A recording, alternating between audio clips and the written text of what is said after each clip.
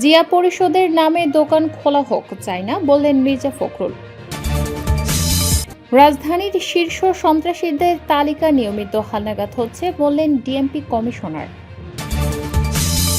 একীভূত 5 ব্যাংকের ক্ষেত্রে নতুন সিদ্ধান্ত বাংলাদেশ ব্যাংকের। সর্বশেষে জানাবো, ঢাকা সিলেট রুটে ডাবল রেল লাইন হবে, বললেন প্রধানমন্ত্রী।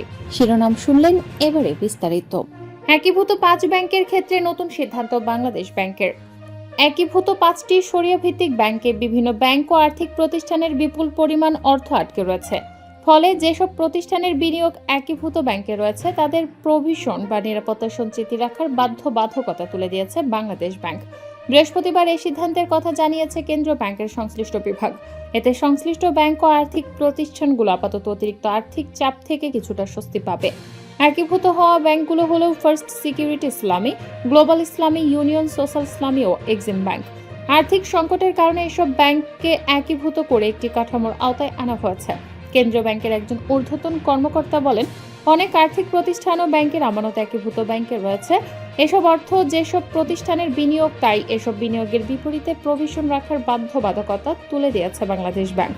বাংলাদেশ ব্যাংক সূত্রে জানা গেছে, এই 5 ব্যাংকের কাছে অন্যান্য ব্যাংক ও আর্থিক প্রতিষ্ঠানের 15,000 কোটি টাকার বেশি অর্থ আটকে ছিল। এর মধ্যে একটি ইসলামী ব্যাংকেরই প্রায় 8,425 কোটি টাকা, তা থেকে আংশিক ফেরত মিলেও এখনও প্রায় 8,279 কোটি টাকা আটকে রয়েছে। রাজধানীর শীর্ষ সন্ত্রাসীদের তালিকা নিয়মিত হালনাগাদ হচ্ছে, বলল ডিএমপি কমিশনার। রাজধানীতে অপরাধ নিয়ন্ত্রণে শীর্ষ সন্ত্রাসীদের তালিকা নিয়মিত হালনাগাদ করা হচ্ছে বলে জানিয়েছেন ঢাকা মহানগর পুলিশ কমিশনার মোহাম্মদ সরোয়ার। তিনি বলেন, বর্তমানে আগের মতো বড় কোনো শীর্ষ সন্ত্রাসী নেই, তবে তাদের সহযোগীরা এখনও অপরাধ কর্মকাণ্ড চালানোর চেষ্টা করছে। শনিবার দুপুরে রাজধানীর কারওয়ান বাজারে নতুন পুলিশ ক্যাম্প উদ্বোধন শেষে তিনি এসব কথা বলেন। ডিএমপি কমিশনার বলেন, অতীতে যারা শীর্ষ সন্ত্রাসী ছিল তাদের নাম ব্যবহার করে কিছু ব্যক্তি সন্ত্রাসী কর্মকাণ্ড চালিয়ে পরিস্থিতি অস্থিতিশীল করার চেষ্টা করছে।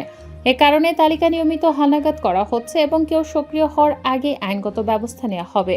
তিনি জানান, কারওয়ান বাজার এলাকায় চাঁদাবাজি ও অন্যান্য অপরাধ দমনে ডিএমপি এবং গোয়েন্দা সংস্থাগুলো সমন্বিতভাবে কাজ করছে।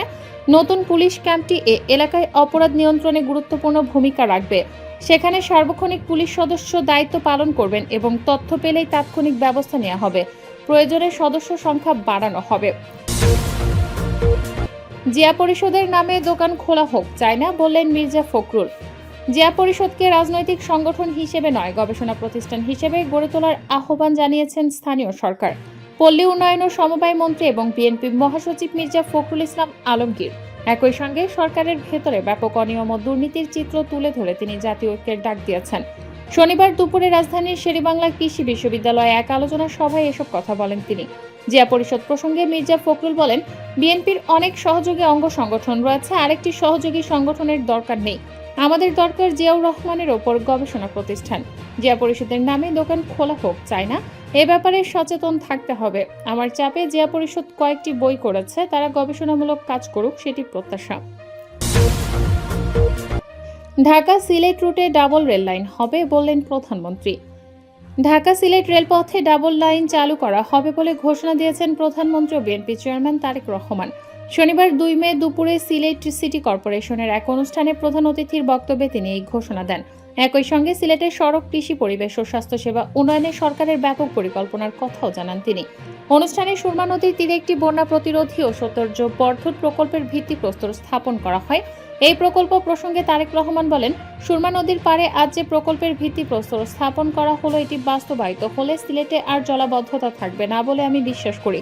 নগরবাসীকে বন্যা ও জলজট থেকে মুক্তি দিতে এই প্রকল্প কার্যকর ভূমিকা রাখবে।